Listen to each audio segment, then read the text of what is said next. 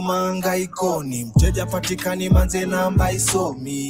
Hizi street daily tuko mamishoni, tunawabeba kama zile feri za Likoni. Kila siku niko manga ikoni, mteja patikani manze namba isomi. Hizi street daily tuko mamishoni, tunawabeba kama zile feri za Likoni. Kila siku niko manga ikoni, manga ikoni. Kila siku niko manga ikoni, manga ikoni. Kila siku niko manga ikoni, manga ikoni. Kila siku niko manga ikoni, manga ikoni. Hits na mabanga like bang, roadblock imeja mambanga like damn. Switch lanes, vile niliwaondokea. It's like we are the only ones rapping out here. Ghetto fabulous for 20 niko East Lando. They can handle us for the nime rich bado. Ni wakukamile design wa overdo. Usidai kubamba cruise kiza, usilete udesperado. Hey, city to city, my ex wanna retweet it. Na nikifika scene dili shageuka ni biggie. No nitty-gritty, check the analytics. Hata tukwe watano taga wana 50-50 family code. 100% respect, how it is bro. You try to sabotage, how far, how did it go? The stone that the builder refused. Now it's brick after brick, voice na biti confused. Kila siku niko manga ikoni, mteja patikani manze namba isomi. Hizi street daily tuko mamishoni, tunawabeba kama zile feri za Likoni. Kila siku niko manga ikoni, mteja patikani manze namba isomi. Hizi street daily tuko mamishoni, tunawabeba kama zile feri za Likoni. Force na kosi inafanya wanawika woi. Si ati ni jokes, mi ndo reason rappers watu boy. But of course, hizi pande wananita moi. Kumamake ndio manake na kuja visimple boy. Nairobi ni mahangaiko, ndio reason imefanya sinema vinyangariko. Pale Malaya huku wezi kila pande tuko. Juu ya pesa imefanya manze jiji ina vituko. Stoneface ni kanye rigichi, ikifikia ni bidii. Tunajituma tukikanyaga mpaka CBD. Na kumvuka TBT, hizi shida shigidi. Zilifanya mamorio wakageuka mapididi. But anyway ni juu ya kukosa cheda na kadhalika. Tukiongeza na vitu kama meda masa imefika. Hakuna gede ya kulala my brother. Juu utazikwa ukishikwa ukipiga na ngeta.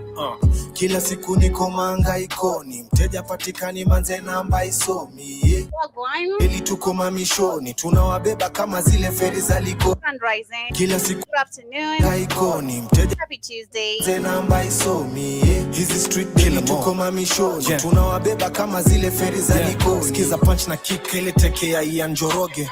Bado na roga siezi acha hata waniroge. Nasikia Mombasa wamekataa kaveve kazoze. Man, I'm still dropping these bangers in the city of Nairobi. Yeah, anako pressure kiwa studio na flex. Tunavuka boda mpaka tizi kwa kina Mex. Pay me what you owe me brother, no more no less. Ngumi ni mwex, anytime na pull up na jesh. Nikizaazaa tuko mtu kama dozen mbili. Kwa bloodline ina damu ya mekatilili. Usipojikaza mjini watakutumia we dada na braza. Chunga wapo wengi makatili. All eyes on me. Karibuni sana, hope you guys are doing amazing. I really love this jam. Can never get enough of it, literally. But that is a son of Afrocentric, featuring the one and only Caterpillar and the one and only Elisha Lai. The name of the jam is Manga Ikoni, meaning suffering, which is of course a norm in this life. Let nobody lie to you that there's no ups and downs in life. They are there. They're there. The times you're gonna be broke, the times you're gonna be winning, the times you're not gonna be winning, the times you're gonna be sick, the times you're gonna be healthy. Ups and downs teach you how to live. The times you're gonna be frowning. So yeah, life has ups and downs, and it's how you choose to tackle it. If you wanna stay there stagnant, or you wanna dust off yourself and wake up and go grind harder, because nobody has got you. Literally, nobody has you. It's you and you yourself. Literally, nobody has you. It's you and you yourself. It's either ujitume. We say in Swahili, it's either ujitume ama utumwe. So that you literally push yourself towards success, or you stay there stagnant, literally. And stagnant leads to poverty, nothing else. But karibuni sana. My name is Joby Travanus here on YouTube for all our YouTube channels, and of course on BitChute. Returning listeners on the radio station, on Spreaker, Spotify. I hope you guys are doing amazing this wonderful Tuesday afternoon from my end. It's actually a very hot, chilly afternoon, I'd say. It's kind of hot, it's kind of chilly. It looks like it's gonna rain. It's been raining literally throughout the whole weekend, throughout the whole week, every morning, every night. It's just been raining. But let me know the weather on your end. And of course, welcome to another episode of the Pan African Bliss. As we talk about African countries need to stay ready because of any possibility of war. And I think we're going to be discussing this again regarding on what is happening in Iran. We've seen so many Africans currently now Some are shocked, some are actually comfortable. I love the fact that some people are saying the Gen Z is the most unserious generation because we're seeing people making jokes about this war, and we're trying to relate. I think yes, we're trying to relate with I think the you guys generation, during World War One, probably World War Two, people are not making. We wasn't born. World War II. That's my grandmother's generation. That's our grandmother's generation. God damn, World War II. We, God damn, we wasn't even around during the Vietnam War. That's my mama's generation. Vietnam. You said World War II, World War One. World War One would be my great grandmother, great grandfather. God damn. Who are there, I still think they are not really joking so much about life. I feel like the Gen Zs really joke so much about life. Nah, everybody jokes. Everybody has jokes about life. Like everybody jokes about serious things in life that happen, especially in Black American culture. That's what we do. We roast, we joke about things. So that's normal for us. Because you got to be able to joke about even the bad things. That will make things funny. You got to be able to put some things into context. You got to be able to joke about everything.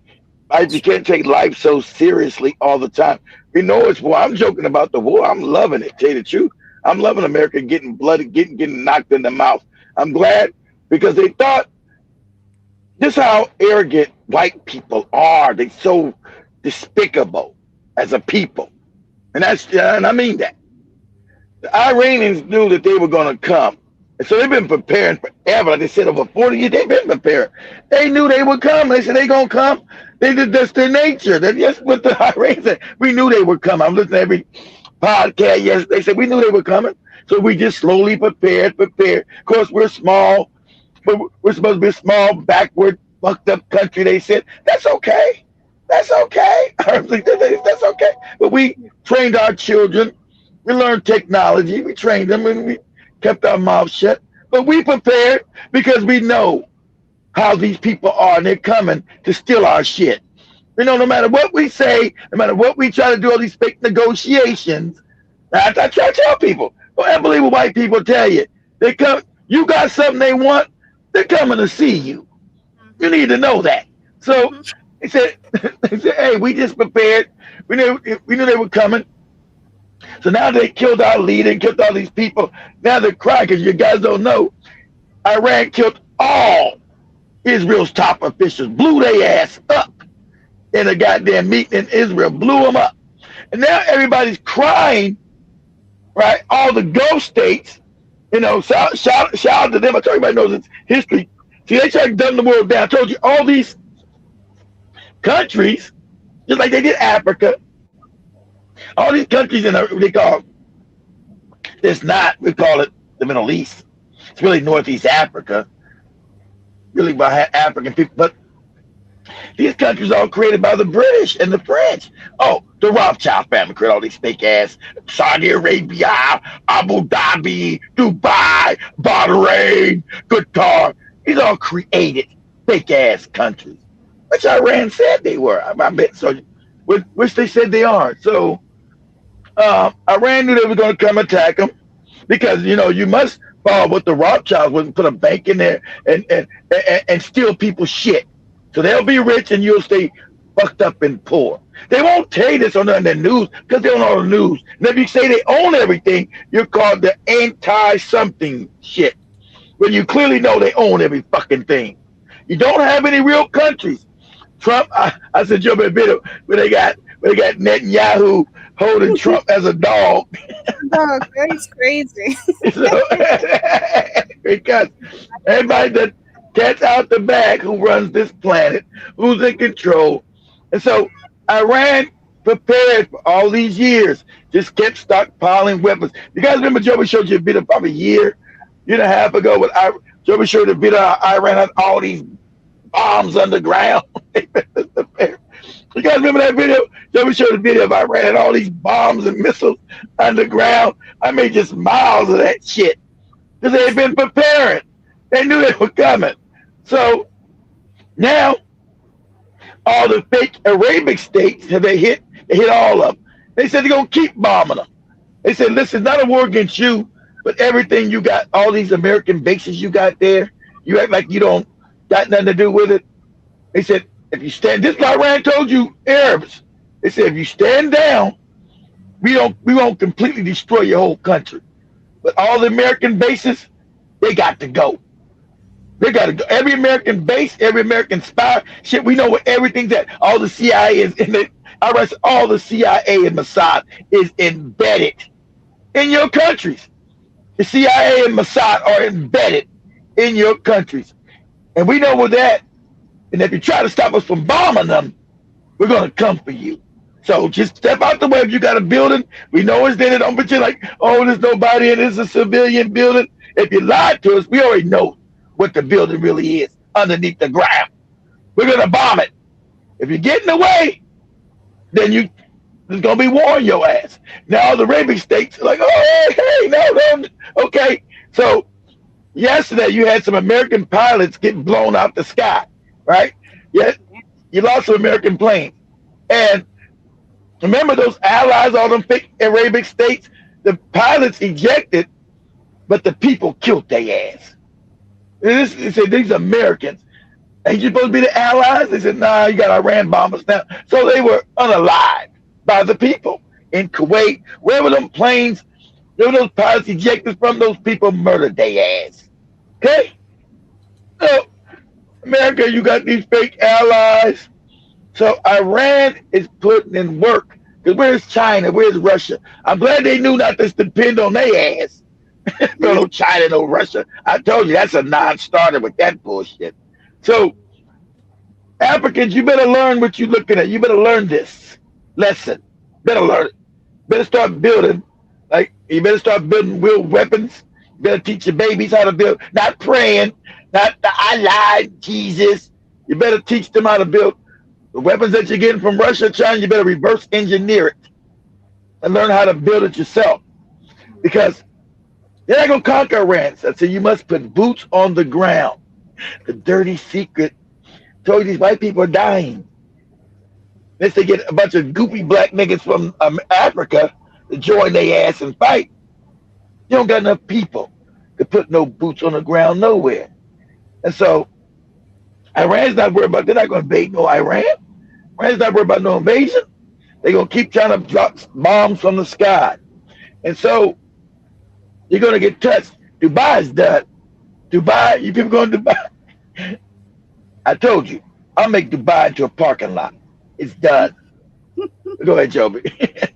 It's crazy. Let me share a couple of videos on what you just mentioned about some officials of Israel being blown up in their office. Let's see if you can get any video on that as we continue. They're getting that work. Is he even alive? And Netanyahu ran to Germany, was in a bunker in Germany. Because they put a fatwa. It's every Muslim responsibility. Wherever you at, you find Netanyahu, you're supposed to put a bullet in his motherfucking head. Bullet in his brain. That's your responsibility. The fatwa has been given. Trump and Netanyahu got to leave this planet. I tell you, they're going to lock Trump ass up so he can save face. They're going to lock his old ass up and let him die in prison. That's his fate. But Netanyahu, hey, that's it's every responsibility. He was hiding in Germany, said hiding with his people in Israel. Israel's getting blown the fuck up. He's over in Germany with his no good, wicked ass. But go ahead, Joby. The Simpsons said Trump is gonna die on 13th or 14th of March. And check this out. They said it's a fiction, but check this out. Remember Joey showed Britain talking shit yesterday? We're going to help the people. We're going to get into it. We're going to weak ass Britain, like Africa. Britain is a weak country. So Britain's based in Cyprus. The Iranians blew that shit up. We're going to come into the war and help the people and blah, blah, blah. And we're going to be British and drink our tea. Well, when Britain tried to start some shit in the Mediterranean, Iranians went and blew the British base up, blew it to bits. Joey can show that too. Then they got to talking that fuck shit. Britain is a weak powered people. France, Britain, Germany, they're weak. They're not like they were 100 years ago when they invaded Africa. They're now weak countries. The Africans need to know that they're weak. Iran knows they're weak. That's why they get to talking that shit. They went and blew their base up. Yeah, get your ass out of here. Go ahead. Prime Minister Benjamin Netanyahu. Is he in Israel? Is he in Germany? Is he even alive? Exactly. These are the questions many people are asking after the IRGC announced a surprise missile attack at Netanyahu's offices today. Just the other day, it was reported that Netanyahu may have fled to Germany, as flight trackers show the Israeli official government airplane, the Wing of Zion, landing in Berlin. It is now coming out that this may have been a decoy, that only flight crew and personnel were on board, meaning that Netanyahu would have been in Israel at the time of the Iranian strike on the prime minister's office. Now remember, that's why Israel can go to where they want in Europe and America, because the Rothschilds control all of Europe through their fake banking scam. Switzerland, Austria, Germany, England, France, Spain, America, they control all of it. Australia, Canada, all of it. They control all of it. That's why the Jews can do all this shit and don't shit ever happen. You know why they can be lawless and don't shit ever happen to these people? They kill at will and don't shit ever happen to these people. They just kill, shit don't happen. Just kill hundreds of thousands of Palestinians and don't shit happen. And now they're sitting there crying, oh, look at us, look at the people died. Look at these people getting died by the Iranians. You attacked Iran. Iran didn't attack you. You looking for some sympathy? Have you murdered hundreds of thousands of children? It's called karma. And you're supposed to get this work, you evil motherfuckers. I'm gonna get this fake ass Holocaust shit. If you really got murdered during the Holocaust, you would have a propensity towards humanity, and you would care about people. You people don't. You're savage. You're barbarians. And now you're getting this work. Well, you don't just kill everybody. And the crazy thing about you, and we know white people, you're their lap dogs. We've been saying that. Now we're going to tell the truth. Shame the devil. You people are so despicable. You think you just kill people and then and just have people be murdered and no one's supposed to come after you. That's what that goofy British guy was saying. The Prime Minister of Britain, Iran is attacking the people around them. The people around them were orchestrating the attack and facilitating the attack on Iran. Who didn't attack nobody? Name me a country Iran has attacked in the last 200 or 300 years. Oh, nobody. So even your fake propagandist ass news that you own all of it. You own all of it. Well, you want a TikTok, you own all of it. So you can do your fake brainwashing narratives that you always do, right? All your fake brainwashing narratives that you always put out there. With the axis of evil, we must go kill these people, blah, blah, blah. When they bothered nobody. Nobody. See, your propaganda is breaking down. You're evil.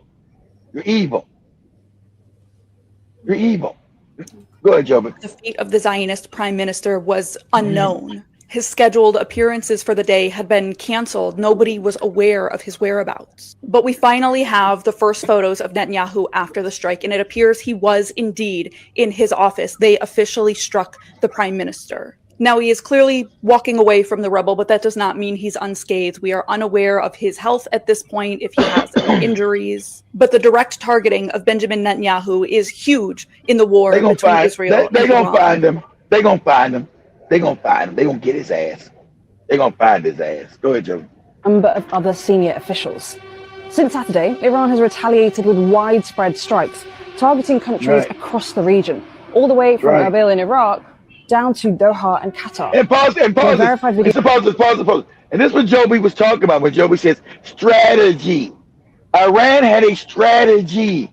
He said these people are going to come and see it. And if a bunch of us are murdered, because they've been murdered, a bunch of them, this is what we're going to do. This is how we're going to fill in the blanks. We're going to have a strategy. But Joby always said strategy. Iran had a strategy. He said they're going to kill a bunch of us. We already know that. So what? And this is how we respond This is how we respond to the murders. We're not going. They think if they murder everybody at the top, well, the country's going to collapse, which most countries would do. Especially in Africa, because Africa doesn't have any really. It's not a country; it's a bunch of families control shit. So we're going to say this is the strategy. We know all these Arabic countries are bought and paid for. They're bootlegs, and a bunch of them are what we call crypto Jews. They pretend to be Arabs, but they're really Jews. We know that too. Yeah, we know that too. So what we're going to do, we're going to punish their ass for siding with America. We're going to punish America. Won't be able to protect them. America now. We know that America's stupid ass gave their manufacturing to China, so they can't make a bunch of missiles and shit fast enough. Like Joe just meant, like they could in World War II. They don't got that capacity no more to do that. So eventually they're going to run out of weapons. We've been stockpiling weapons for 40 years in all these goddamn tunnels. 40 years we've been stockpiling shit. So when America finally runs out of weapons or ammunition, we're going to bomb the fuck out these places. Because America's going to try to protect them, which they're doing now. But they're going to run out. And once they run out, we're going to make these motherfuckers in the parking lots. All these beautiful buildings, seeing Dubai, Abu Dhabi, and Qatar.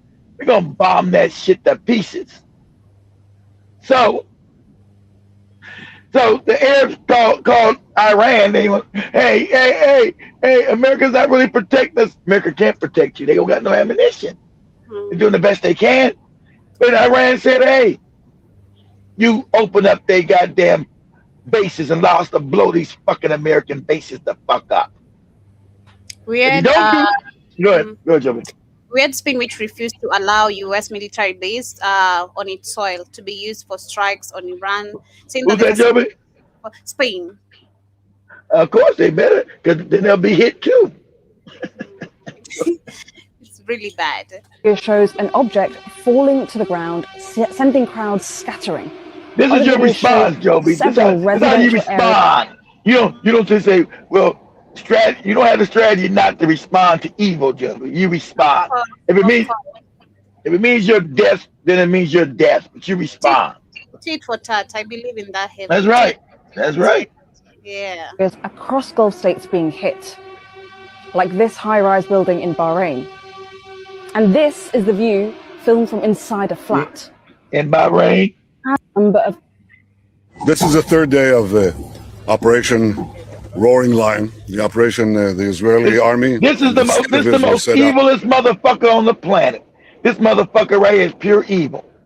Evil. It's not a good bonus, but this motherfucker is pure evil.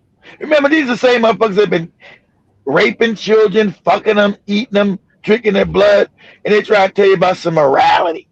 These evil, wicked motherfuckers here. Go ahead, Joby. With our great friends, the United States of America. Our great friends, our lapdogs. They're not their great friends.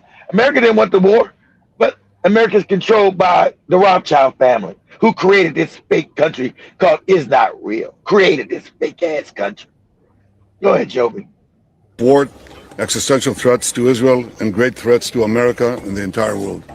Great threats. When I stand here, who they threat to? Who they bomb? Who they kill? Oh, nobody. So they were a threat to the world. These motherfuckers are the threat to. They ones going to Venezuela and going to that place killing. These motherfuckers that are in Africa. All that shit in Africa are these motherfuckers right here. Your ISIS, your Al-Shabaabs, your Boko Harams, all this shit is them. All of it. Through Africa, through the Congo, through the Sudan, is these motherfuckers here. Don't ever act like you don't understand that when they keep talking about everybody's evil. They're the ones that are evil because they want to steal everybody's resources and put themselves on top of the world. And the Israelis are racist as fuck. It's a racist ethno state of people pretend to be something that they're not.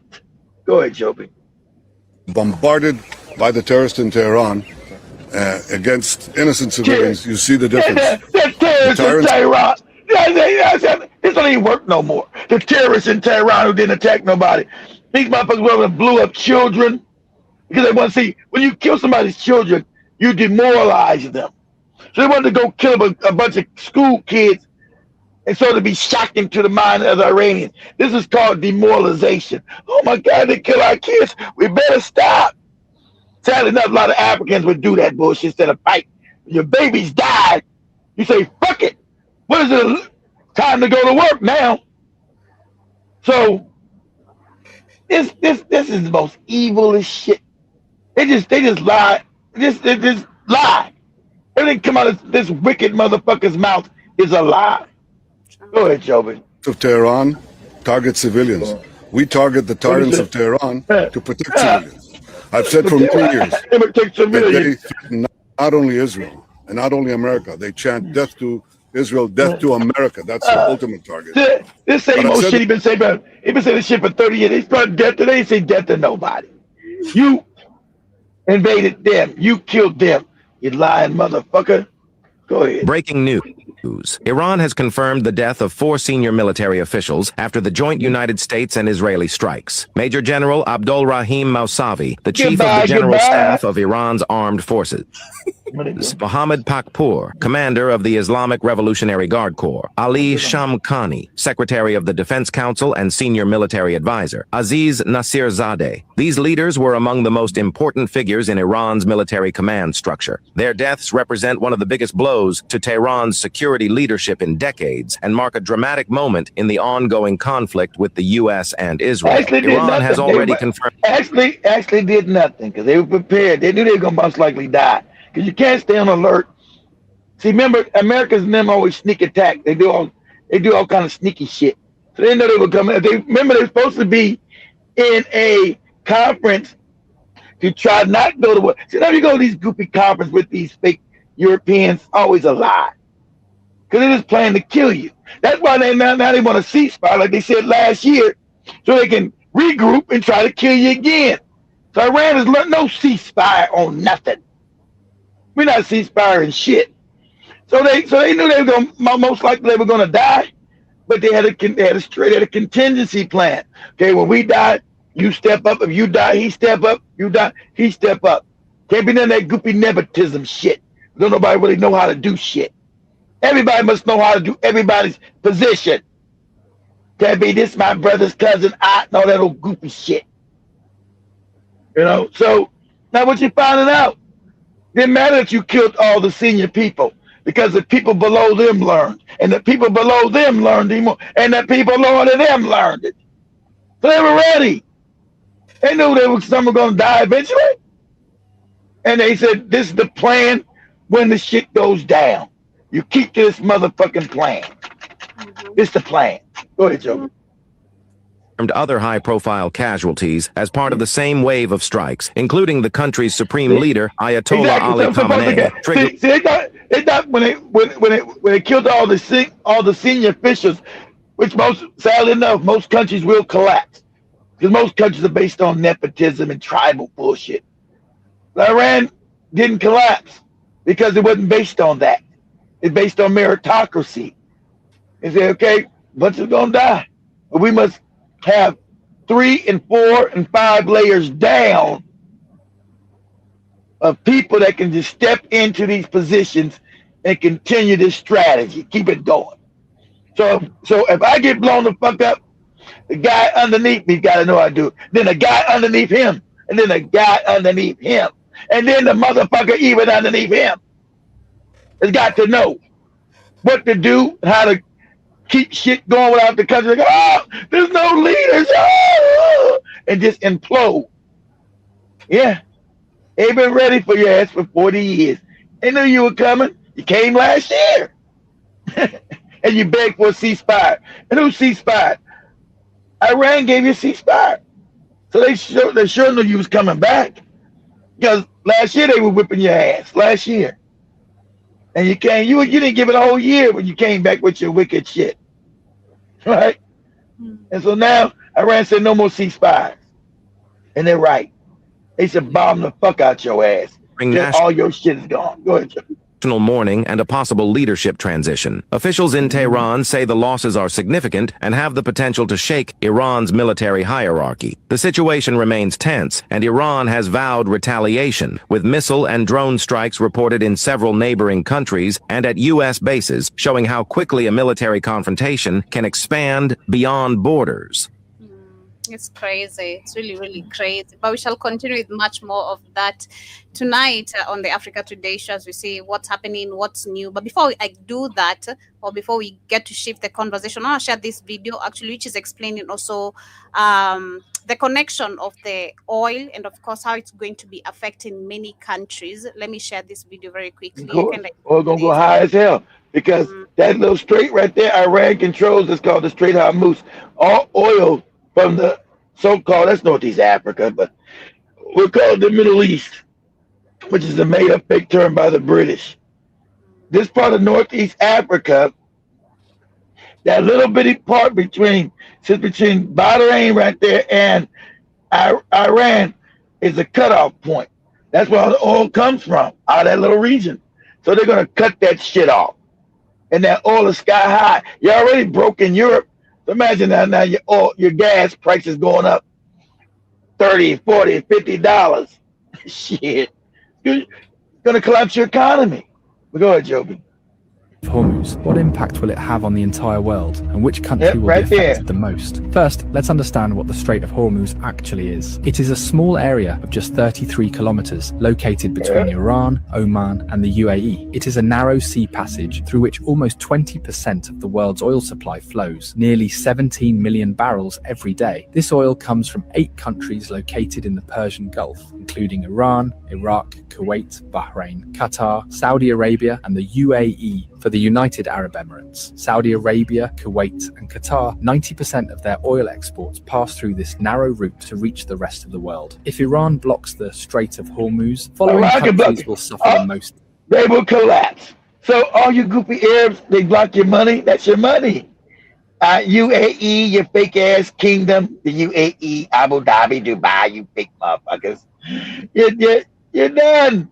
So not only do I blow your shit up, I destroy your fake account where you pretend that you're rich. Okay, that pretension, because you've been stealing out of Africa, really.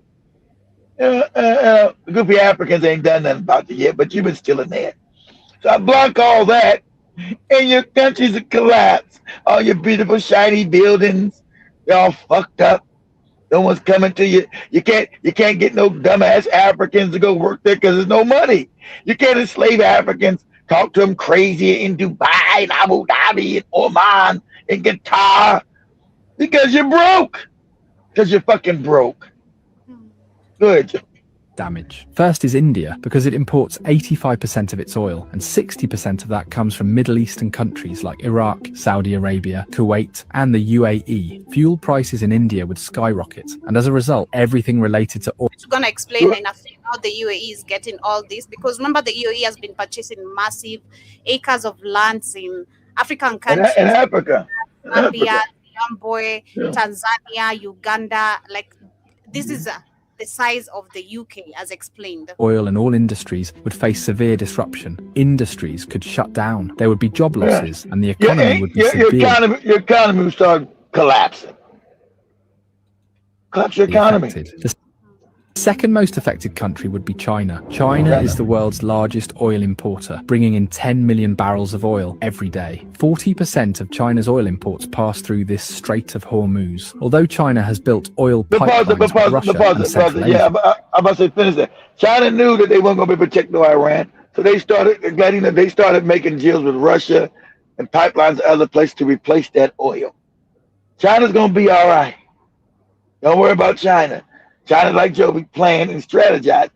China's been staving oil. China's got like 2 billion barrels of oil. So they're good. And they say, if they come after Iran falls, we have other places to get our oil from. If we don't, we'll destroy our economy. So they got Russia and other places. Go ahead, Joe.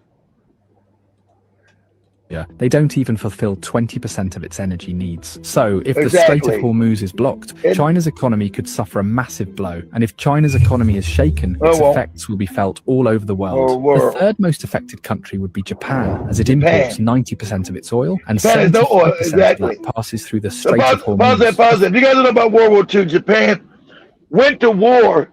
It was always going to war anyway because Japan was taking over China and all that shit over there. China said no white people are going to rule over here in Asia. We're going to rule. Anybody over here, you don't follow Japanese law, we're going to kill you. But so what really sparked the war because they were kicking out the British, the French, and all these other people. So what happened was since another country, Japan don't have no resource, don't have no natural resources like oil. So America cut off Japan's oil supply. So without oil, you can't fight a war. You have nothing to power your ships and your planes. You don't have no gas or petrol, as they call it in Africa. So that made Japan decide to come and attack America and started World War II because we had cut off the resource oil from Japan, which needed oil to facilitate its war machine. Because Japan said we're going to take over all Asia and then we're going to also take over white Australia. See, the white people in Australia would be under Japanese rule. They don't like it. We'd kill all of them. Go ahead, Joe. Fourth most affected country would be Saudi Arabia. 80 to 90% of Saudi Arabia's oil goes to the rest of the world through Strait of Hormuz, while only 10% goes to Europe via its Red Sea coastline. So if this choke point is blocked, Saudi Arabia's economy will be heavily impacted. Imagine that a country suddenly loses 80 to 90% of its revenue. What would happen to it? Something similar could happen to Saudi Arabia. There's also a high chance that Saudi Arabia might send in its military to reopen the route, and that could make the situation even worse. Fifth is Pakistan, which gets about 90% of its oil through the Strait of Hormuz. This oil meets around 27% of the Pakistan always wanted Israel, because remember, Pakistan shares a border with Iran. They found Israeli planes in that border. Said if Israel brings any more planes on the Pakistani border, we're gonna blow your ass out the sky. We're gonna meet you in Israel. Route is blocked, prices in Pakistan could rise sharply, but there's an interesting twist. Since Pakistan shares a border with Iran, and several government reports suggest that 35% of Pakistan's diesel comes unofficially from Iran. So if the strait is blocked, Pakistan might turn to Iran for oil, either quietly or through an official deal. Next in line is the UAE, because as nearly as 72% of its oil exports rely on this Strait of Hormuz, the country does have a backup option, the Habshan Fujairah pipeline, which allows it to bypass the strait and export up to 60% of its oil. But for a major economy like the UAE, losing the remaining 40% would still be a serious blow. Next, if Iran blocks... Literally, but also where do they get the oil from? That's the question. Where do they get the oil from? Because most of these countries actually do not have the oil they claim they have, like Saudi Arabia, Dubai, and even the UAE itself, which we saw again recently having or acquiring massive lands in different African countries. Let me play this video. And also in Kenya, I don't know how in Kenya as well, they have been actually stealing massive of oil. In the northern parts of Kenya, it's known to be always a war region, like always just people dying, politicians always fighting also who's gonna become the bigger puppet or the best puppet to sell the oil and sell the people's land. The war in the northern parts of Kenya is always crazy. Apart from drought, the massive oil stealing is massive. Reverse this mess, but let me tell you something. Land grabbing is well alive in 2024. Guess who just bought 20% of Zimbabwe's land, 10% of Liberia, 10% of Zambia, and 8% of Tanzania? And by the way, collectively, that's like the size of the UK, or at least half. Crazy as hell. Sheikh Ahmed Dalmouk Al Maktoum, who is a young member of the Dubai royal family, who probably doesn't know the language he's spoken. The royal family, created by Britain. These motherfuckers are stinking ass dirty goat herders. There are no royal family. It's all fake. Go ahead, Joe. Runs an organization called Blue Carbon that's out here snatching lands in Africa for however long they need it in order for UAE to fulfill its Paris Agreement. I know you're probably thinking, what do UAE fulfilling its Paris Agreement have to do with us? I'll tell you how you got dragged into it. Now, according to the Paris Agreement in 2015, has something to do with Africans being weak and feckless. That's what has something to do with. African man has been found weak and feckless. That's why your lands are being stolen again. It's just Berlin Conference 2.0. African man is weak, and if he's weak, he will be conquered. Down their carbon emission because it's causing an overall rise in global temperature, which is very fascinating because according to this 2022 chart, you can kind of see Africa producing the least amount of carbon emission, which kind of makes sense since Africa is like a poor continent. We're not producing anything, and you can see Asia, where UAE lies, on the rise. So why did we roll up to the Paris Agreement? Because we're not doing the most. Now let's go back to why Africa is involved. Now, first of all, let me get this clear. UAE is going to do nothing to change its production model to lower emission, all right? Because clearly that's going to affect their profit margin. Because and look at UAE. Because you see this bootlicking nigga here. The niggas are bootlicks. That's what you see throughout Africa. That's what I said. China is going to have to be in Africa. So a lot of these niggas are going to have to be unalive. That's just a fact. Their minds have been too fucked up for too long.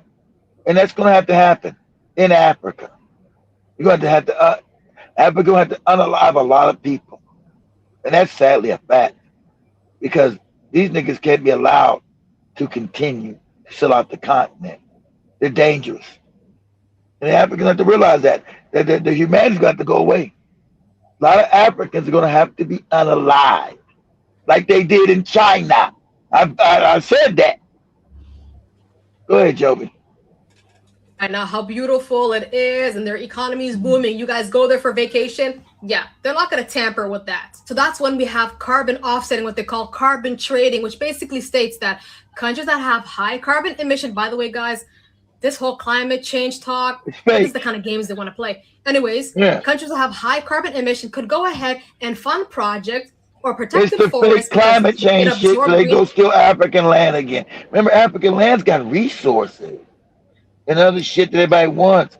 So I put the fake climate change shit, and then I go get the goopy niggas in all these fucked up countries, bribe their ass a little bit of money. Oh, I got a little money, because they're all morons, right? And the African people too nice and kind to overthrow them, but that's gonna have to happen. Go ahead, Joey. Gases, and somehow that's going to count as carbon credit contribution for their Paris Agreement. Even though they didn't change anything, they're still emitting the same amount, or if not more. So how does that work? Now, we're probably going to hear from some fellow Africans telling us that's a business deal right there. Tell me, when on God's green earth have you ever seen a rich African buying lands 10% in Arabia? Do you think they're going to allow that? He wouldn't be allowed. It'd never be allowed. It'll never be allowed, ever. Never be allowed.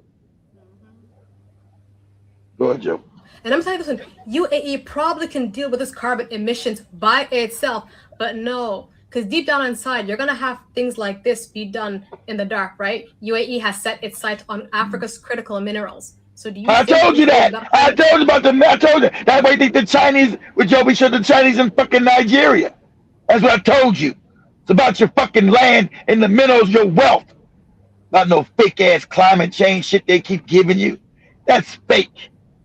They gonna come and try to steal the land again. Everybody got all these, we gotta get Africa's health shit. They've been always trying to depopulate your stupid black ass for your land, for your wealth. Nobody's been your friend in Africa. They're not there because of climate change. They're gonna steal your shit. That's what it's all about. And since your leaders are so stupid, I'll get $10 to Airman give me. Okay, gave $10. You know how much the land is worth? It's worth like $200 billion. Is it? But I got $10. Like this time, I say we're actually giving away. It's not even them coming to invade. It's like them asking and we're giving it away, like willingly. Because sadly, most of the people, and again, this applies also in most of the African, leave alone even the leaders, because the leaders, of course, give them the authority, the audacity to come, access all these lands they want. There's, of course, a deal between them, which is always the fake money, but the people suffer more because their lands are going. So most of the time you'll find, especially when, let's say, in the northern, let's say where my grandma is, when white people come there, there's gold that has been discovered.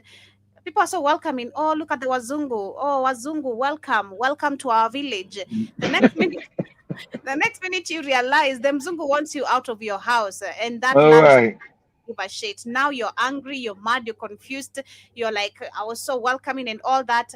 I feel like Africans, until we see the wrath of the white men, and not me, I've never been, never will, never happen. And they'll face my wrath instead, not me get it. It's the vice versa. Get it here, right? So most of the people you'll find after they get the wrath, they see the true white man's character. They're like, they start now demonstrating. It's too late. Your government is too the late. one. That's right. It's too late. And you openly opened your arms, gave them even drinking water. You cooked them. Because you see them as Jesus. That's Jesus has come to my village. Crazy, man. It's so insane. Yes, and I'm fully aware that the other picture is another royal family. At the end of the day, guys, they all work with each other, so calm down. Now, this article I thought was very fascinating, and it tells you all work together. Deals that have fell through, like they always do, because you can clearly see how our continent looked like. It states that the money does not usually go directly to the community, which is involved in the preservation of the forest. Usually the government just takes the money and they do what they think the community needs. And I'm going to leave you guys with this important point over here. This has been the case for multiple other deals, which the government makes behind closed doors. And it's never actually put up for deliberation or any forms of democracy process, like the case of many other countries. It was released earlier today. It says that in we are often aware it continues to exploit African. The US and Israel just launched a coordinated joint strike on Iran. There's another one for Dangote. Dangote giving away all the oil from Nigeria. I don't know where it is, but there's this one also for Kenya, because Kenya also it's known for. This is actually a conversation that people have been having recently, because Ruto is trying to do the same thing and still questioning the Kenya-Somali border reopening and all that. And what could this be all about? Still about election? Is it about oil? Is it about the resources in the whole country? It's crazy. So this is actually a documentary of how they've been stealing oil in Kenya. In 2012, Tullow Oil confirmed what geologists had suspected for decades. The Victoria Basin in Turkana was sitting on a serious, commercially viable oil field. I told you, Africa's always wealthy. 560 million barrels of black gold, a fortune that could transform the entire nation. At the time, many people were talking about Kenya transforming, becoming something like the Arab states. However, that dream never came to pass. Of course not, because you're black. They're going to steal it. You niggas supposed to see the world oil. You niggas, they stay on the bottom. You're not going to benefit from your resources. They're going to take them. That's the time we are being advertised about the 2030 vision, how Kenya's going to be looking like Dubai. You know, like, wow, as a child, I was like, wow, our country is really going to transform. We're going to be having lights everywhere, improved roads. It's all bullshit. We're almost 2030 and there's nothing. Since discovery, steps have been made, but Kenyans have had very little to show for the last 14 years. And recently, ownership of the entire project shifted to a local investor in a deal that raised more questions than it answered. I can just go to a local investor. That's what I'm saying. This is what I'm talking about. Your politicians are so corrupt, so fucked up, so idiotic. They'll give away your wealth to white Arabs. Then they'll come in and just steal all the money and take it and build Arabia some more. Like you get nothing. Or you sit around your village all impoverished, talking about Jesus or Allah. I was listening to a video of a Kenyan who is a political analyst, and that's a criticizer. He was talking about how countries of Africa are not even countries; they're companies. Because if you look at how these leaders, they're not countries. That's why I said that. How they manage the countries, money, the taxes, everything. Like literally, it's all about like who can benefit in this company. You know, I'm the owner of the company. The rest of you are just workers. You get the breadcrumbs, and some of you might not even get anything. You know, that's exactly what you said. It doesn't work as a country. That's why they say when the Africans leave, they get less religion, because the other countries are built like countries because they actually shit works. Africa don't shit work. On purpose. That's why people are sitting around praying. I pray and do work, and shit don't work. You go to another country, say, damn, this shit works actually. This shit works. What's going on?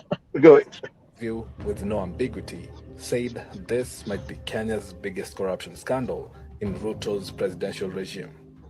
I want to tell Kenyans this is going to be the biggest scandal this country has ever seen.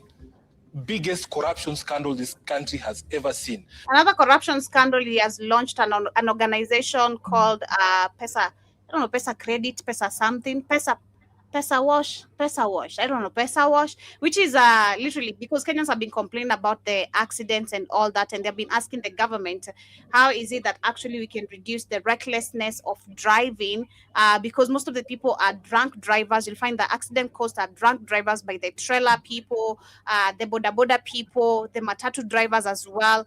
Like, how can these people be held accountable to know their consequences in case you actually are driving recklessly on the road? So they came up with enrolling the cameras, having cameras like you guys, the way you have it in America, right? How the police go back and track back what you did without argument. Like, you can see you're at fault and you're fined. Do you guys get fined?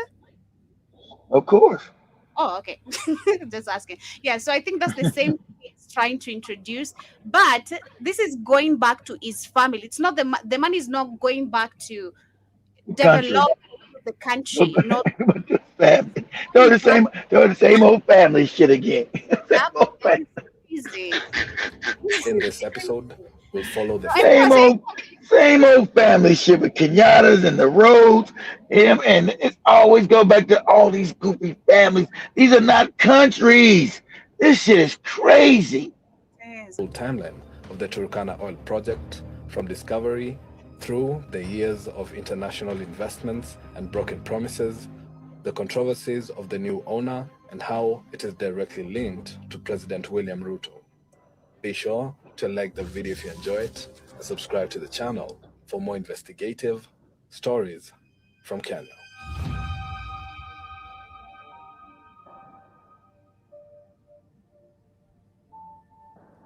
The initial excitement was real, and it was justified.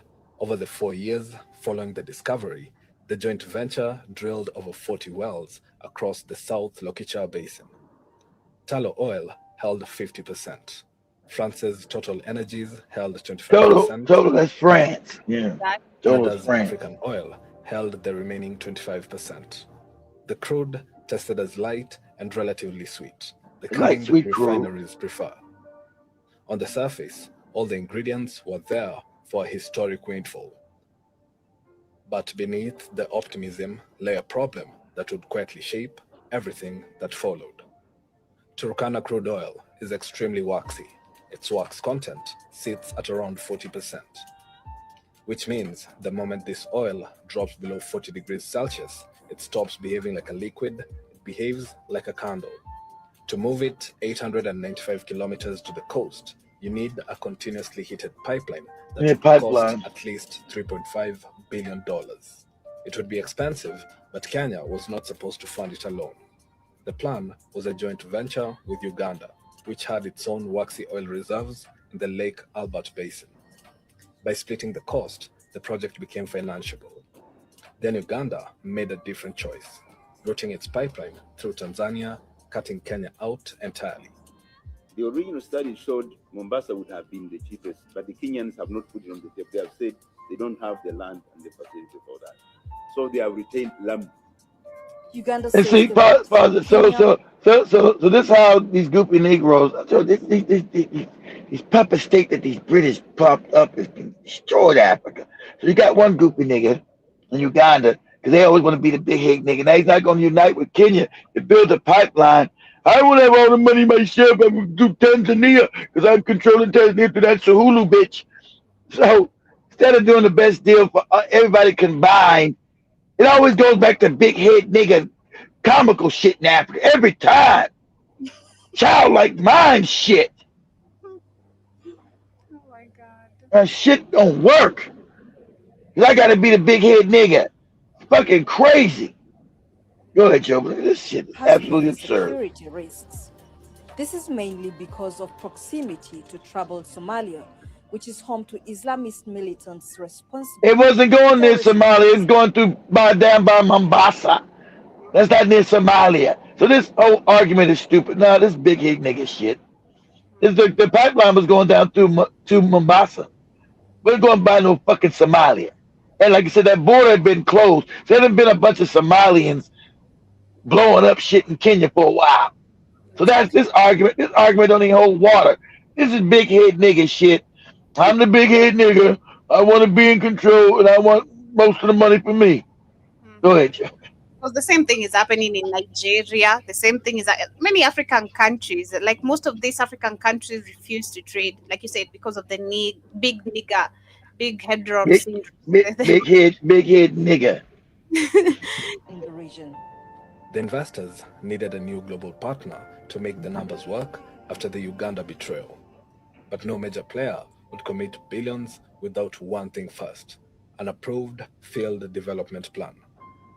A formal government-signed roadmap that lenders could rely on to structure financing and de-risk the project. While they waited for approval, the joint venture tried something smaller. In 2018, they launched the Ali Oil pilot scheme, not commercial production, but a proof of concept. Roughly 2,000 barrels a day, heated, sealed in insulated containers. You got to understand, guys, Africans got a lot of problems because Africans have been fucked up in the head and worshiping other people. So they have an inferiority complex. So that shapes their whole political outlook. So we're gonna tell the truth and shame the devil. So when people come to Africa, Africans, suck everybody's dick because they have an inferiority complex, especially the men. And so they're easily manipulated, easily taken advantage of. So all the wealth leaves the continent and enriches everybody else. And this is what Ibn Traoré was honestly saying. He's saying it honestly. You have an inferiority complex as African men. And then they have a problem of, it says, I want to be the big head nigga in front of the white man. They don't know how to unite and get along. And so they're easily manipulated because, right, how can all this wealth, as you said, how can all this wealth in Africa just constantly be going all the time? All the time. There's a problem with the African psyche. They have an inferiority complex. They believe everybody's better than them. Everybody comes in and dominates them. Chinese, the Arabs, the Caucasians, all of the Indians, utter domination. Because you're dealing with years of subjugation and brainwashing with the Europeans and the Arabs. And so, and I'm not saying they have no price to pay where they didn't overturn this, because how long will you say subjugated to another man? How long will you not teach your babies to have self-respect? As Ibn Traoré said, we got to teach our children self-respect. Africans ain't taught their children self-respect, guys. I know it seems crazy. When you said that's what you would do, they have it. They taught their children how to bow down and suck ass. And that's what you see. So when you look at the continent, you see it getting beat up and all this kind of shit, in your mind, you're like, this doesn't make any sense. What am I looking at here? You're looking at a captured mind of inferiority. And when you see the police guy in Mombasa a few months ago, and the white man punched him in the face and put his snot all on his body and shit, the African man ain't doing nothing. You're looking at a conquered mind. They're conquered in the head. So if I conquer your mind, I've already conquered the body. Yeah, so the black policeman putting the white man in jail, and the white man's talking crazy to him. And he's just taking the abuse. You have a conquered mind. He's inferior. He feels inferior to this white man. So this permeates all African society. All of it. I don't care if you're sitting your ass in South Africa, Zimbabwe, Ghana, Kenya, fucking Nigeria. It's the fucking same. Gambia, Guinea-Bissau, you see the same behavior. Like, and you sit outside the continent, like, the fuck am I looking at? What kind of shit is this? What is happening? That's what's happening. So you got to decolonize the mind to get their own wealth back. That's why they come in. That's why they come in, and everything is able to be taken.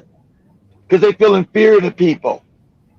So they don't have no fight. Go ahead, Joe. I'd say we have to be taught history. That is the key point of why most Africans are missing and why the continuation of just what you said continues. There is lack of history. Again, go back to what we've been taught. Missionaries, saviors. They came with the. We're not even told they came with the Bible. You know, they were missionaries. They came to help us. We were savages and all that. So the fact I know it doesn't make sense in 2020. So it doesn't make sense in 2020. But I'm just telling you what it is. And you're right, Jibba Jabba. Black America, we won't stand for none of that shit. That's why we're considered. Understand that. I want you guys to understand it. Much you guys got this FBA shit. Go understand. The white man and all these people in Africa do not want Black Americans over there because of what Jibba Jabba just said. We're not the Africans anymore. We're not gonna sit there and be talked too crazy. We don't love white people. So you got the white Lebanese who's over there conquering the Africans. You got the Indians. They desperately don't want Black Americans over there because they're scared we're going to teach the Africans how to fight. I told you. When I especially go to the continent all the time, first thing these white and all these people ask me, where you going to Africa for? Why are you going? Like what? When I was young, I didn't understand. I wasn't educated. I said, what? Because remember, in America, we were told, go back to Africa. Throw some bullshit like that, right? But when I do go, I'm on a plane. All these white people, Indians, why are you going to Africa? What do you plan to do over there? None of your motherfucking business. What do you mean what I plan to do? Because they don't want you over there because they've been able to dominate African people. Just like you see the Senegalese. That, like you said, this is 2026, right? Why is there a white restaurant on the beach, the best areas in Senegal, where white people feel comfortable to build a restaurant and say no niggas allowed? Because they know Black people, the African, feels inferior. He won't do nothing. When you're supposed to burn that shit down to the ground immediately. You think you don't come to my country and disrespect me on my own land? They know the Africans' minds are fucked up. That's why they keep doing it. They're not doing it because they know that. You think they wouldn't do it? Wait, go ahead, Joe. What you say? I'm not fucked up, guys. I'm not fucked up. That's not you. That means you're not the average. I mean, and look at this place you are naming what 98% to what? What are you saying? 98% to what? 98%. They are supposed to have those motherfuckers in chains. But they are. They. You're talking about the mindset. It's going to take a long process. Remember when they got this fake independence, guys? The Africans never got any real education, right? They were never taught any real thing. And then they also made them. Remember, they coming out of poverty, right? Europeans still. So then they made them pay for school that they had no money to pay for. It is absolute. The system is so evil, so wicked, so wickedly devised to make sure African people's wealth go to other people. The system is so wickedly done, right? To make sure the African wealth ciphers to the white Arab, now the Chinese, and the Caucasians, but never back to the African, because their minds. Look, I want you guys. If you guys have be an anthropologist. What do you see when you go to Africa? African people. That's why the groupie tribal shit is stupid. First thing you see with African people, what they're overly kind, they're loving, right? Not to each other because they hate each other, but the tribal bullshit. But to everybody else, how you doing? Kebusana, welcome. Like Joey said, they're welcoming them into the village. They get knocked over their head. They go that shit right. This is factual. This is Dr. John Henry Clark saying that. Dr. John Henry Clark told you the African has what? A beautiful humanity that's been dangerous.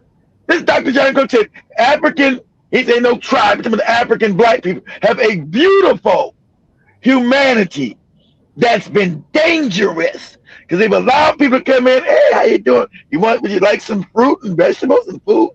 Then after they feed people, they get knocked in the head and chained up and thrown into slavery or getting their shit stolen, So that has got to change. I'm not saying it's right, I'm just trying to explain it. This is why you say, well, why is Africa poor? Africa's not poor, the African people are poor. Africa's wealthy. So the sad fact is that, like I'm saying, and the African man's always run around. He wants respect of his woman. all this other shit, you really don't deserve no respect as an African man. You haven't protected Africa. We're gonna be 100. You allow every other man to come in and steal and dominate you and your people.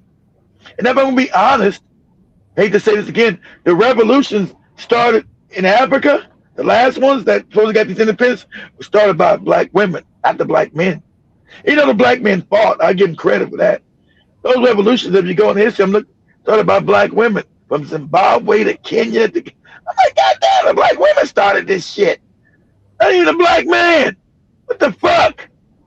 So there's a problem. That's why you see the black man get his ass beat all the time on these goofy videos. These Chinese, they can be in Kenya, Ghana. Yeah, now it's the same shit in all these African countries. African man getting his head, getting the fuck beat out his ass. Namibia.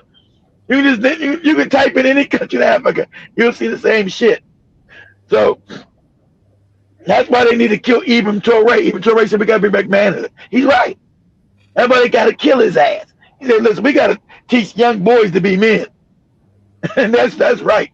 There's a problem in Africa with men, with manhood. There's a problem with this. Just like in Iran, they're willing to die. What are you willing to die for? So as Kenya wake up and finally doing that with these protests, but they're supposed to have been done a long time ago. What are you willing to die? I'm not going to live without dignity. I'm willing to die. My kids are not living in shit.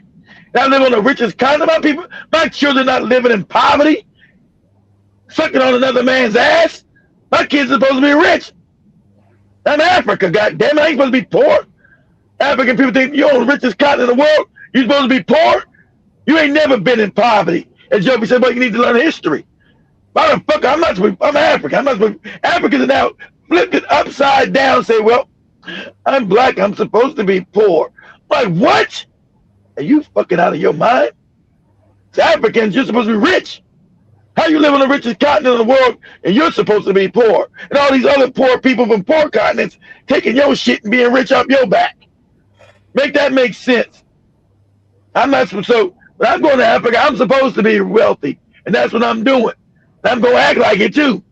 Motherfucker, I'm African. I'm supposed to be fucking wealthy. You crazy? Period. Let me read some comments as we continue with the conversation. I see your best friend showed up. Who? You know who? We said I'm gonna block your ass. Oh yeah, shit. Oh damn. I was finding comments. I was just gonna keep quiet until you mentioned it. God damn it. But shout out to Sister Michelle. Shout out to you, Pharaoh. Shout out to Wake Up. Shout out to John Mosquito. Hope you're doing amazing today. Jibba Jabba, I see you as well.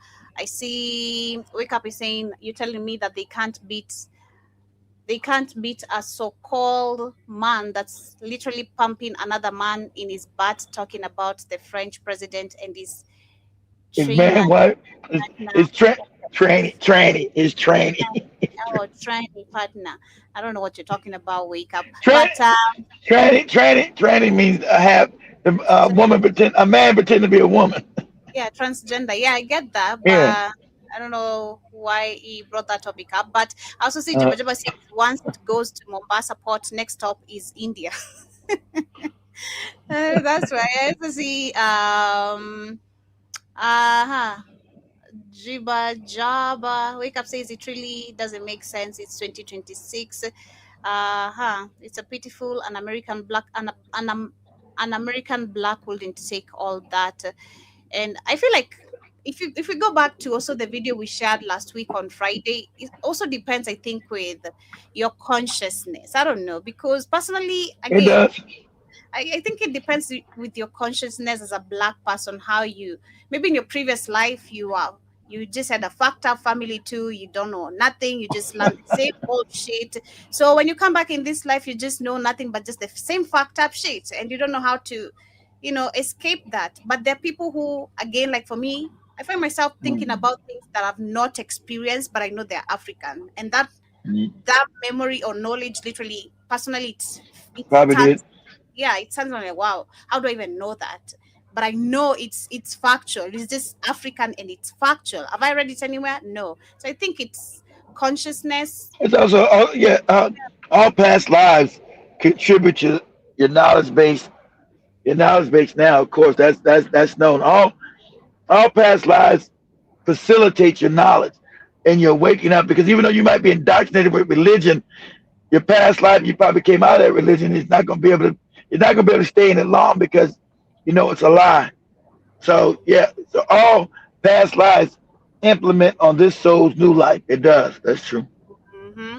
Jabba says he thinks I was a Black American in my past life. I don't know, but yeah, I can't stand shit. I couldn't stand bullshit from my own folks, and that's how I knew. Like, nah, I can't stand bullshit. I just can't naturally. I don't like bullshit. I don't like it, and I'll check you when you're bringing up some bullshit. Shout out to George Guy.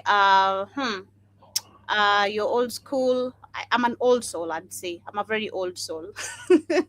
I'm an old soul. I do believe that for real, personally. But as George got another one. He says, "Some looking for $100,000." Okay, looking for $100,000. You better go to Jamaica and get it, nigga. You said he's looking for $100,000. I didn't see that. Yeah, that's his new name. He says he's not George. His name is looking for $100,000.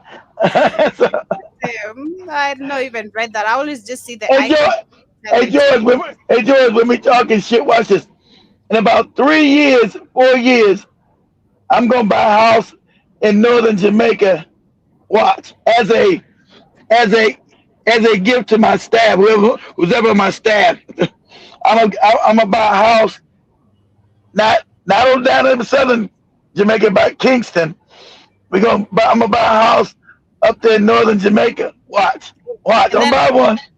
And then I'm gonna go to that beach where they get their butts trapped. Judge Guy. I know Demore's gonna go there. He's gonna get rid of his girlfriend. He said it ain't gonna work. He said Jamaican women are too fine, George. So I've been talking. You guys even know I've been talking to some because I'm out of America about 3 years. I've been talking to some Jamaican realtors down there.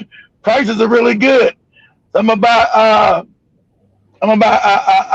a vacation home down there for the family. Let them go enjoy Jamaica since they love that shit. Mm-hmm. Yeah, we're gonna come and say blood clot idiots. You know. Yeah. The more said I'm gonna have to give my girlfriend because it don't make sense to take sand to the beach. Wow, that's crazy.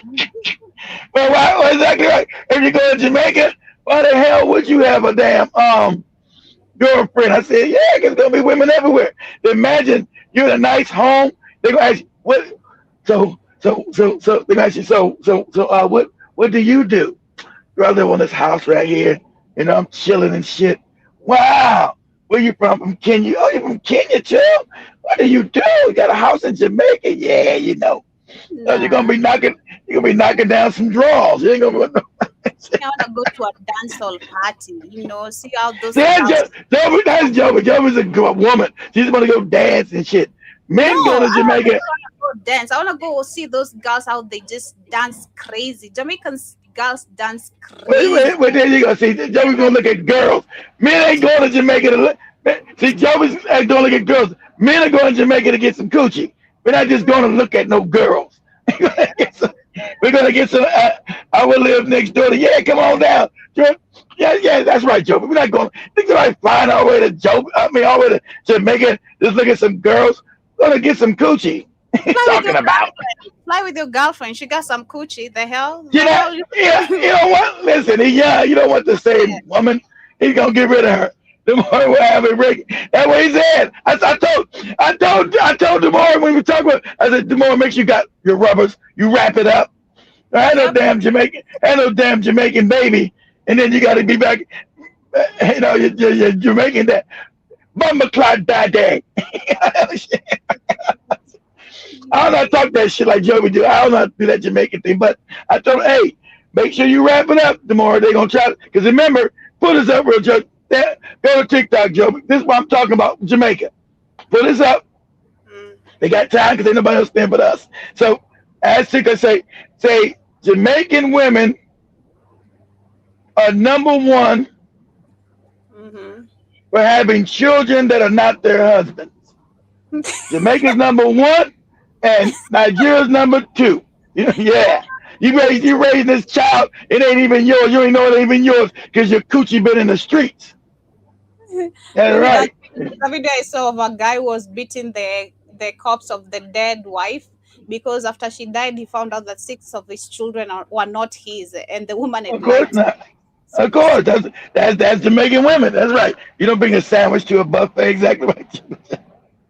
Damn, crazy. Yeah, the number 1. Number 2 is Nigeria.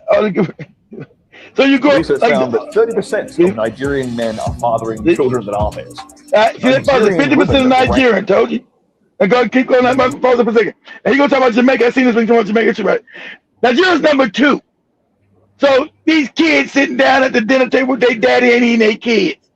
That coochie been in the streets and passed around. Second highest on paternity fraud in the whole world. And guess who ranks number 1? Jamaica. Jamaican women have the paternity fraud cuckoldry rate of 62%. God damn, George, God, Jamaican coochie just in the streets. That booty out there, boy. Them love fuck on demand too much. Yeah. Someone else's kid than your own. You're banging up into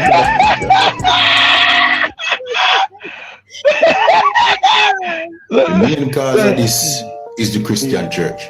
I might ask, why may I blame the Christian church? Simply this.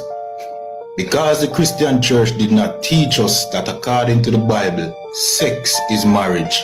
Our people go about having casual sex without thinking that it has any commitment to it. Therefore, a man and woman could be having sex for years, you understand?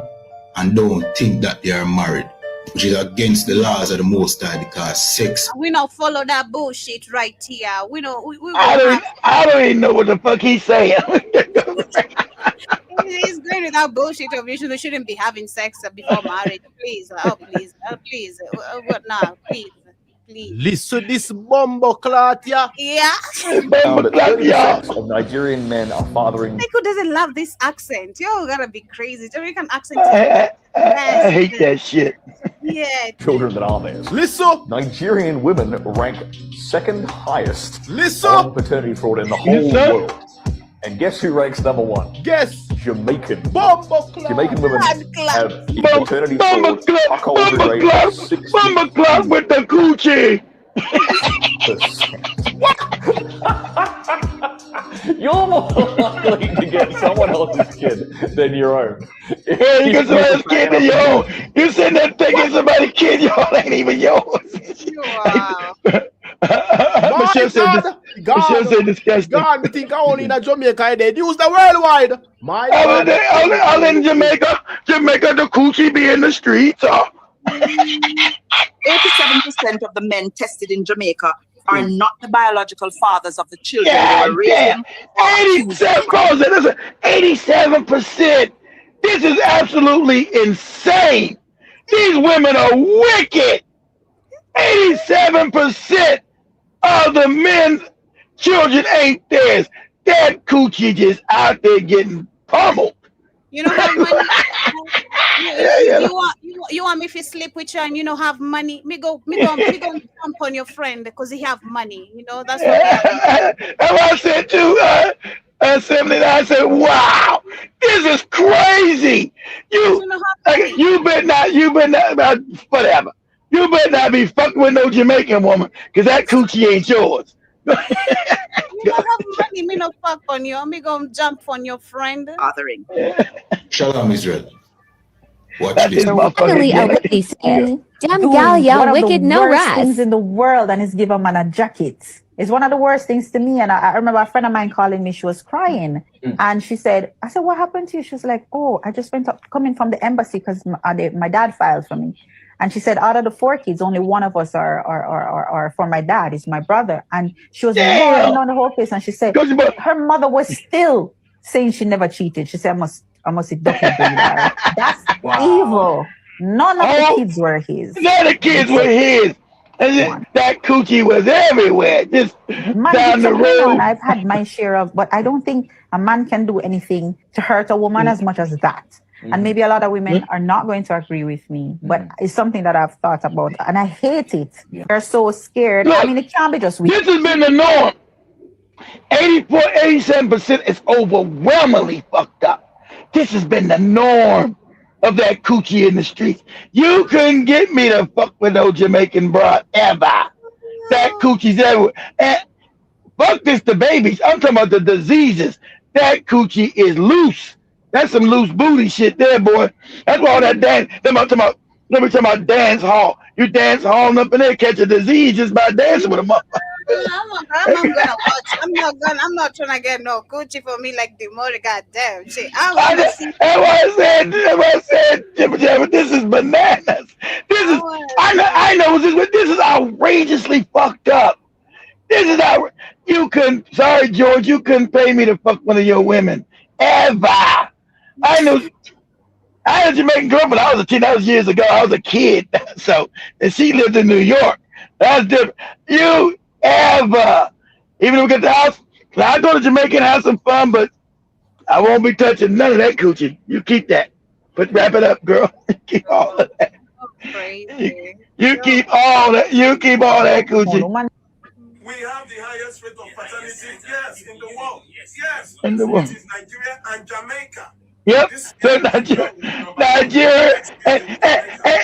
And see, and I learned this. I only learned this because y'all were talking shit on these TikTok streets. And people said, "You goddamn Jamaicans come here and talk this shit. You don't even have the baby that you got probably ain't even yours." I was like, "What?" I'm like, "What?" And then they said, "You damn Nigerians are the same." That's how I found out through TikTok that all you Nigerians and Jamaicans coochie is out in the streets. And you the most Jesus lover of. Jesus didn't tell you don't put your coochie out there. We go ahead, go. Yeah, you better run as a woman. If you better run, you better die like that woman. Better be dead, because if your man finds out, you are dead too. Literally, you better. Better run. Reported. Do you know over 78% of firstborns that are taken for paternity tests do not belong to the husband? Wow, it's crazy. That's the last one we did. All the children, not one, belong to the man. 4 children. The man is in the hospital now. My God. Oh my God, that guy is in the hospital? Is that serious? That one is you get hospitalized? Not this matter. Let us leave that. Nigeria's population is over 200 million. Look at how many people are in Jamaica. We dwarf them. Jamaica, how many? What is that? Maybe Lagos and Ogun State is more than Jamaica. My issue is, men, you should be careful. This kind of ridiculous relationships with some women that you get into. That this woman. This is ridiculous, crazy. Let us put it on the side. Now we are this matter. I don't want no Nigerian coochie, and I don't want no Jamaican coochie. You keep it. Guess what, Emmanuel? She knows who the father of that child is. She knows the father of the child. Of course she does. You don't. It ain't you. She's still telling me on the phone, and he's the only one I slept with when? 6 months after. Nigeria, we cannot be starting off 2026 like this, man. Y'all heard that, man. He's one of your own. You guys have the highest rate of fraternity fraud. Y'all don't know who the baby daddy is. You don't know. Why? Because you moving too fast. You going over here, you messing with this nigga over here, you going to another village and messing with another nigga all the way to another village. Hey, village hopping. Not knowing. Exactly. I told you. That's how I see TikTok. Exactly. They were talking that shit, and the black Americans start frying ass. You bitches coochies is in the streets. You talking that bullshit to us? You ain't know your damn baby. You been lying to your baby daddies. You ain't know your damn kids. So have you niggas on here talking shit. Your kid ain't even yours. Like, what? I'm listening to that shit. I'm like, what? What? And then they put that to you Jamaican niggas too talking your shit. And you Jamaican niggas are the same. Is your baby yours? You better go get it tested. You sure your son yours? You better go get a test. 9 times out of 10, he's not your baby. God Damn. Yeah, or you end up like me and my brother, literally too. I don't know what happened. Like that story, you know. Wait a minute. You and your brother knew. What are you talking about? Your mom told you that your mom was with different men. That's not no damn. She didn't lie to the men. What are you talking about? Not you and your brother.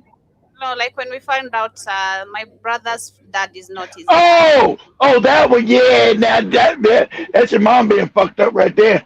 Yeah, that's what we still don't know if that's true or not. Well, we know it's true because the two other dudes. So we know the dude that claims to be the dad is not. There's two other dudes. There's the policeman and another dude, right? Yes. That's what I'm talking about. Sorry. So Joby, like I said, our Joby turned out is amazing. They had to say, Joey's mama's coochie was in them streets. No, not like that. No. What are you talking about? I'm talking about your brother know who his daddy is. Talking about. That's your Gucci being on the street because I'm not. That's three dudes. That's three dudes that been in your mama's coochie at the same time, Joby. That we don't know who the damn daddy is. Hey, not 3, 2, them. 3, 2. Y'all don't know where you come from. You don't know all of the people that was in your heritage, what village and where they came from past your fucking dad. Crazy. Beautiful people, I'd love to tell about why I'm a part of the reason that the birth rate in Jamaica has been lowered. Wait, let's see what she said. Wait, let's see what she said. She's not saying that. She's gonna tell Coochie not in the street. See? He's going to be 8 years old this year. Told you. I love him very much. See, he's saying that Coochie not been in the street. As a mother, I'm going to be saying this. He's one of the nicest children that I've ever encountered. He's mine, of course, so duh. But I must say, before having my son, I didn't very much like children. I was one of those girls that didn't like children. And I was convinced by my child's father, my boyfriend at the time, to give him a child. And he asked me to give him a child for about 3 years. And within 3 years that he would on and off ask me for a child, he would tell me of all of the wonderful things that would happen for me and how well he would treat me and treat my son if I had a son for him. And, you know, this was actually my first love. And imagine that he was my first love and it took him 3 years of convincing me to have a child for him for me to actually have a child for him. Anyway, so I had my son and my pregnancy was fine.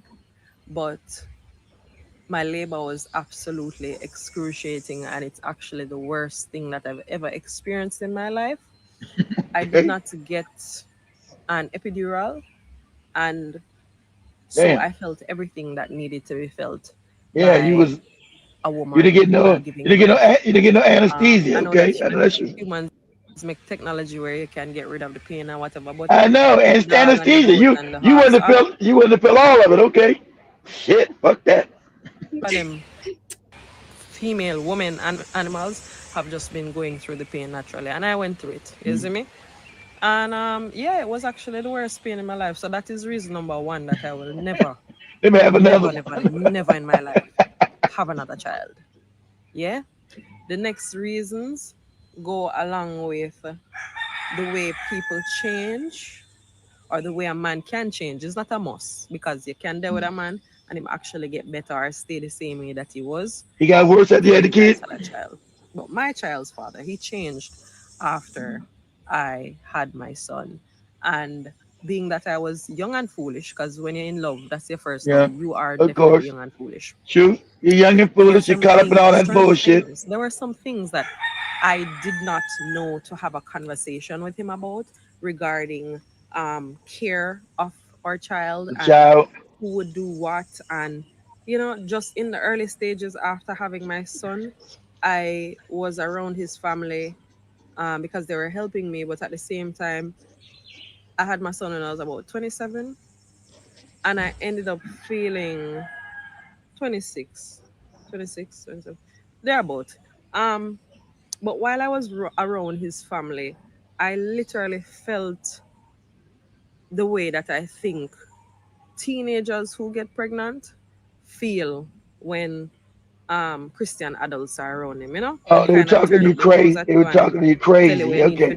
Yeah, they make you feel like shit. Tell you why you don't know anything about it and why they know the right way. And being in such a vulnerable state, it's like you just feel like you have to listen. You see me? And so that was a very weak moment in my life for me.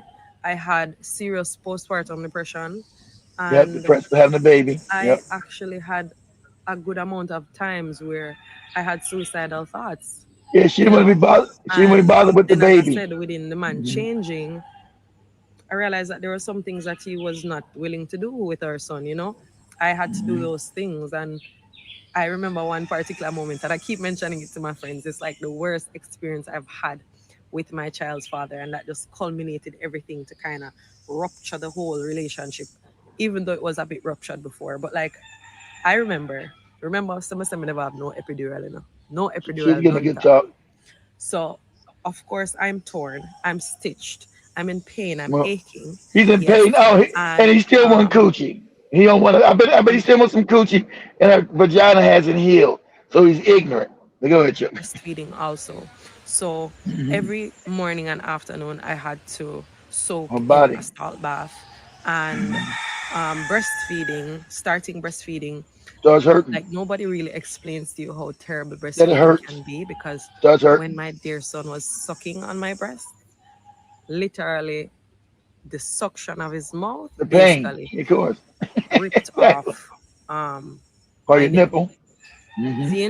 So imagine under there aching and hurting me, and then now my nipples are aching and hurting me, and of course it's not only the skin of the nipple hurting you, but guess what? When your breast actually get filled with milk and it's too full, like your breast literally hurts you. It hurts. It's tough like a rock. It's tough like a rock, and it hurt.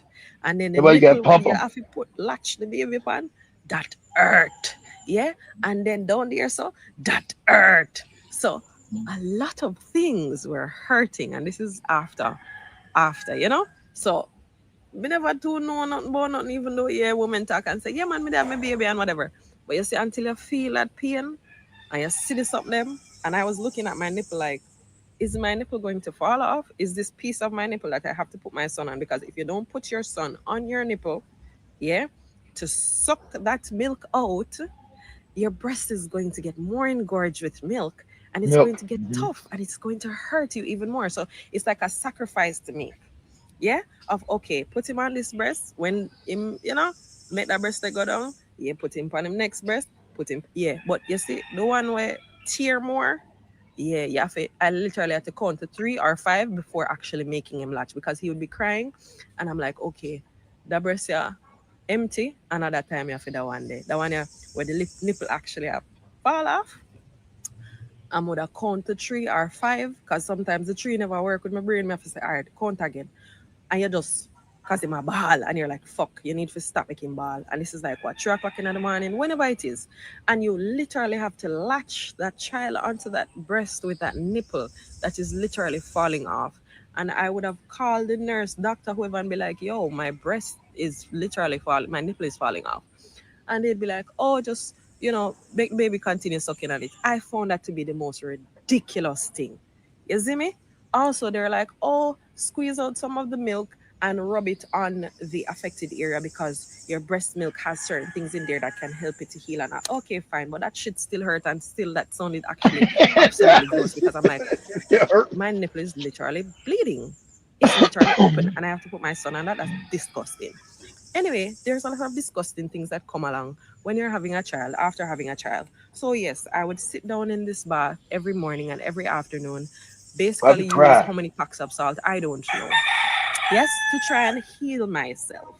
Yes, and then I could go into more detail, but I don't want to be too gross. Just know that it was actually a gross experience for me. And while I'm feeling this pain, the nipple pain, the breast pain, the vaginal pain, and then on top of that, I have postpartum depression, And then on top of that, the people who they around me, I treat me like me a 16-year-old teenage pregnancy and still listen to this and listen to that and do this and do that. Yeah. And then on top of that, when a diaper needs to be changed, and you say, when I said to my child's father, this is when still mash up, yeah. Even sitting up was painful. I literally woke up one night because my son was sleeping and I'm in the corner. Son's dad is on the edge of the bed. Son is in between us. He probably tapped him to go do something. He said, I ain't doing shit. You go do it. Those things. And I remember waking up to my son crying and wanting to be changed. And I said to my son's dad, I told you, hey, can you go change the diaper. Can you change his diaper for me, please? And No. he said to me, he woke up and he said, no, I can't change it, but I can pass the things for you though. And he gave me the wipes, the diaper, the Desitin, all of these things. And I was just like, wow. Wow, you fucked This up. will never fucking reach me ever. You picked again. the wrong. You picked the wrong man. You fucked up. That's right. You're young and stupid. You're all in love. Now this nigga won't even change the diaper. And as I say, I just got this story. And I got Joby's father in my fucking head with the damn other shit, with the damn psycho shit. I got the same feeling I just got. Same thing she just said. Yeah, you know that relationship was done right there when this nigga wouldn't even change the diaper. She been paying from sucking his titty and her vagina's all fucked up, and this nigga won't even change the diaper. You knew this was a wrap. All that love shit was out the window. Crazy. Mr. Singh, lower birth rate is totally fine because the shit. Exactly, told you the birth rate. I knew that was a wrap on that nigga. I'm on this pain. You can't change the diaper. Also, I don't know what's going on. It's actually not worth it. I have one son and I love him to death.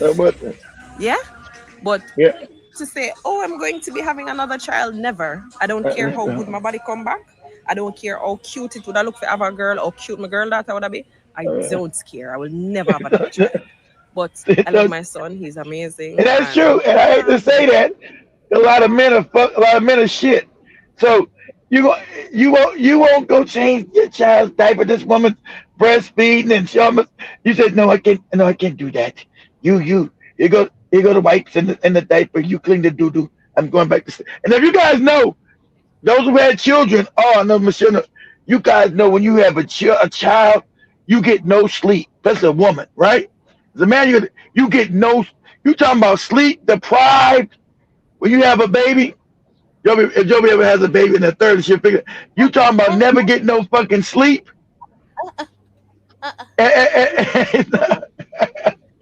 You talking about sleep deprived? You never get no fucking sleep with baby. I can never have me. I'm like her. You can't have me have another baby. I'm a girl. You talking about never going to sleep, Jack? A woman, you're gonna be sleep. You're gonna be tired as hell for like the first 2 years. Michelle, no. Michelle got 2 boys. You won't never get no sleep. The crying, changing the diaper. God damn, motherfucker, go to sleep. Shit. Fuck, I'm exhausted. God damn it.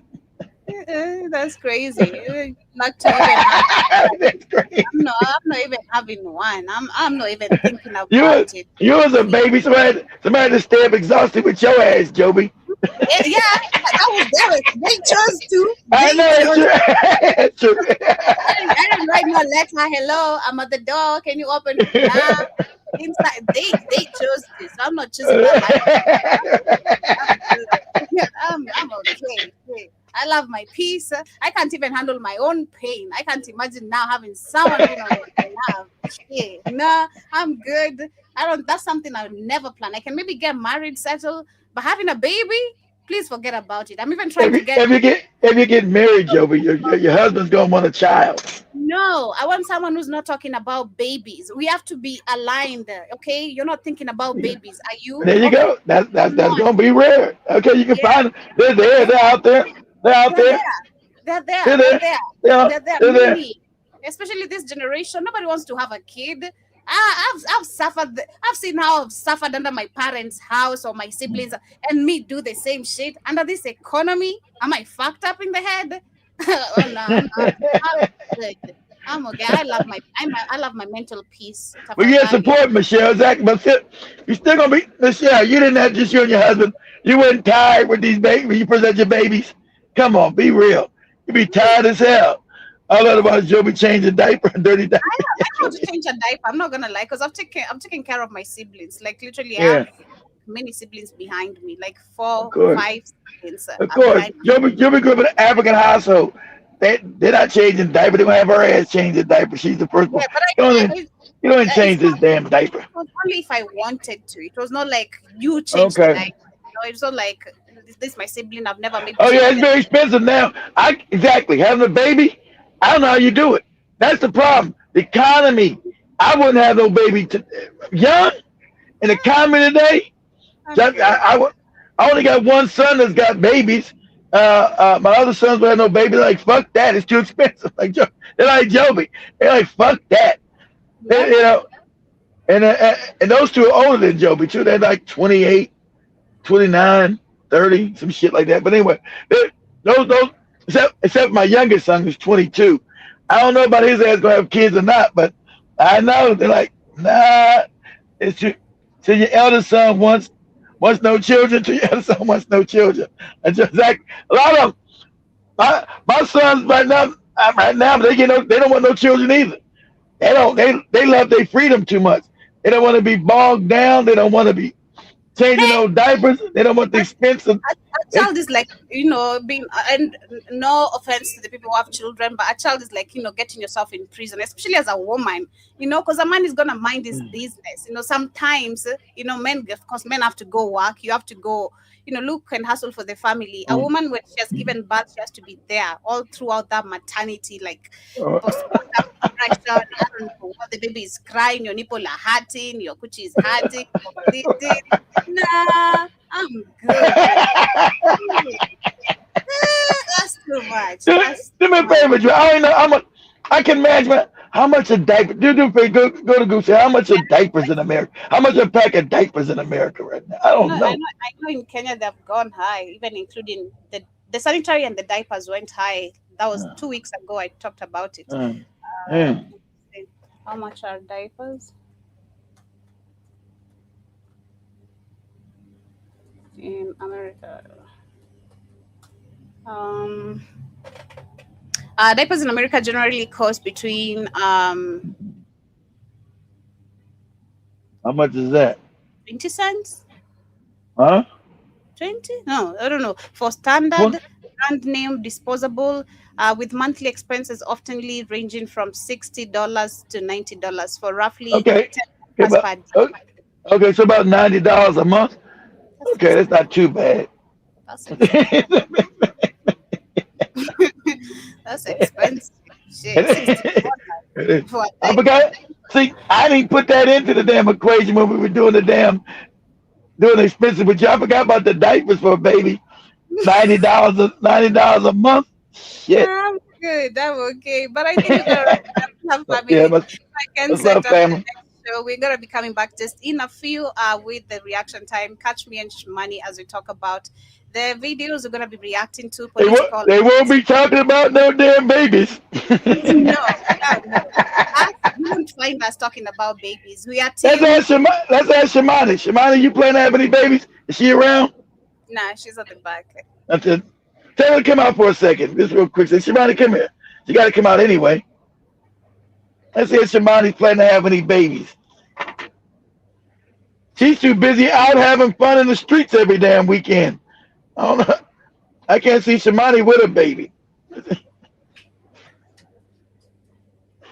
Yes.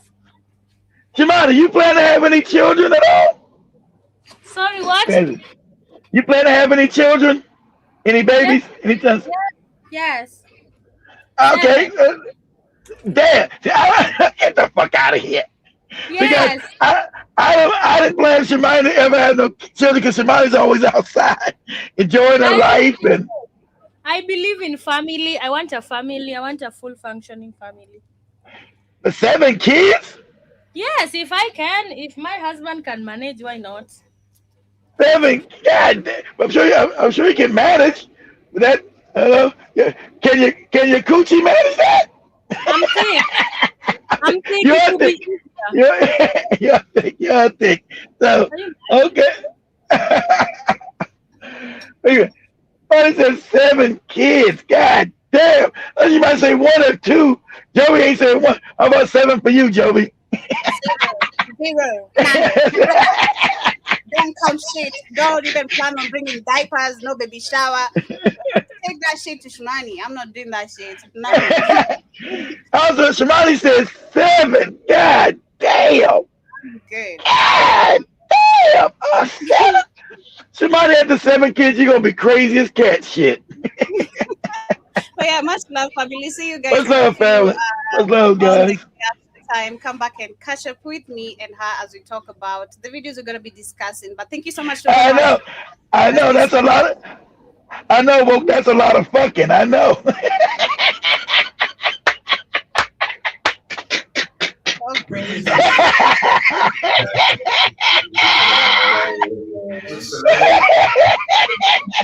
I knew that's gonna catch Joby off guard.